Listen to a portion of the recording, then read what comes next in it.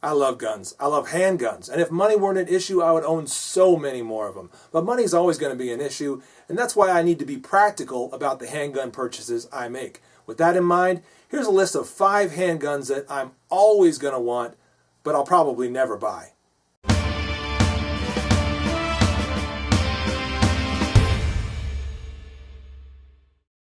Now let's make a couple of things clear before I get into this list. These 5 handguns, I've shot all of them. I enjoyed shooting most of them, and I would love to own them someday. But I'm not a collector. When I spend money on a gun, I like it to fill a role. And if that role has already been filled by some other gun that I already own, I have a really hard time buying another gun that fits into that role. Of course, if I ever win the lottery, everything I'm about to say is just going out the window. Because I do want these guns. And if I had the money, yeah, I'd buy them. So the first gun I'd love to buy, but probably never will, is the Ruger LCP. Man, I have been wanting this gun for like 6 years. It's super concealable, extremely lightweight. Slip it in your pocket, put it anywhere. That gun is really small. Anybody can carry it. As pocket 380s go, the Ruger LCP is also pretty darn reliable. It's got a pretty nice reputation going on right now. Also, that gun is kind of a bread and butter gun for Ruger. I mean, it is everywhere. They've got all kinds of different versions of it. You can pick that gun up anywhere. You've got no trouble finding it, and that's one reason I'm always going to see it and be interested in buying it. But here's some reasons why I probably never will. The Ruger LCP has almost no sights whatsoever. I mean, it's got these sights that you can kind of call sights, but lining them up is very hard, especially when you got your hands all the way out here.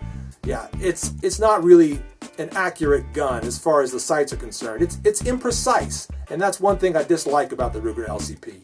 Also, its small size, which again is a good thing for concealability, means that it's extremely hard to control, and it really hurts to shoot. I don't like shooting that gun. Lastly, it is a 380, and I'd rather not have a 380 if I can have a 9mm for a little bit more size and a little bit more weight. The next gun on my list is the Walther PPK /S or not /S in 380. Man, that is a sexy gun, and I am always gonna drool when I look at it. It's the James Bond gun. Who wouldn't want that gun, right? It's got classic looks to it.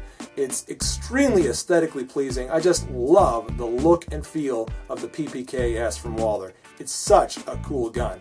Also, it's a completely metal frame, which gives it a really durable feel and just kind of inspires confidence when you hold that thing. So those are some reasons why I'm always going to love the Walther PPK S, but here are some reasons why I'll probably never buy it. Remember that durable all-metal construction I told you about? Makes it a pretty heavy gun for carry. When I can get a 9mm for less weight, yeah, I don't know why I should buy that Walther PPK. Also, as I said, it's 380, not 9mm. So it's a little bit underpowered in the same way that the LCP is. I would rather have a slightly larger, slightly heavier 9mm, but in the case of the PPK, like I said, you can get a 9mm for even less weight. So I don't really dig the fact that that gun is 380. And lastly, the controls on the PPK are a little bit non-standard. The magazine release, for one thing, instead of being at the bottom of the trigger guard, is at the top of it. Then the safety / decocker is up on the slide, which is kind of a strange place for me. It's not what I'm used to. So that's one more reason why I probably will never buy a Walther PPK S. Next on the list, and this is kind of a hard one for me to say, the Ruger SP101 in 357. I love that gun. I shot that gun and I love the feel of it. It feels so good in hand. I mean, that heavy all-metal construction, it just feels great. It inspires confidence. It absorbs that 357 Magnum recoil better than a lot of similarly sized revolvers do. You get the reliability of a revolver with that gun, and it's just great looking. So attractive. But here are a few reasons why I'm not going to buy that gun anytime soon. My critiques of the Ruger SP101 and 357 pretty much apply to every revolver out there. Right now, guys, from a practical standpoint, I'm just not a revolver guy. Revolvers are considerably heavier than semi-autos. The ammunition for revolvers is considerably more expensive than ammunition for semi-autos.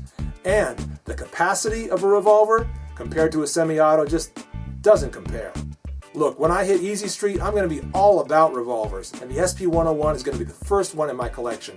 Until then, I'm probably not going to buy it. Next on my list is the FN57, and you're just going to have to take my word for it that I've shot this gun since I don't have any footage of it. Why do I like the FN57? Man, a lot of reasons. It's an exotic gun. It's very cool. A lot of people, when they see that gun, they're just like, whoa, you got a 5.7. Cool. I mean, it's a cool gun, right? It's extremely lightweight for its size. And the capacity, it holds something like 20 rounds. It's just insane. And I hear that the ballistics on that 5.7 round are just excellent. But there are a few reasons why I'll probably never buy a 5.7. Number one, that gun is expensive. And some of you 1911 collectors are like, no, it's not. Well, for me, it's definitely expensive. Also, the ammo is very non-standard. It's somewhat difficult to find. And it is also quite expensive. Going back to my critique of the PPK, the 5.7 also has controls in some pretty weird places. The safety is located on the frame up by the slide, ahead of the trigger guard. I mean, what a weird place to put a safety. I suppose it works if you train with it, but it's so non-standard, and I try to stay away from that kind of thing, and that's one more reason why I'm probably never going to buy a 5.7. Last on my list is the KelTec PF9, one of the most popular single-stack 9mm ever seen. I mean, that thing sells like hotcakes, and with good reason. It's very inexpensive to get into. I'm talking well under $300. That is a very tempting deal for a gun like that.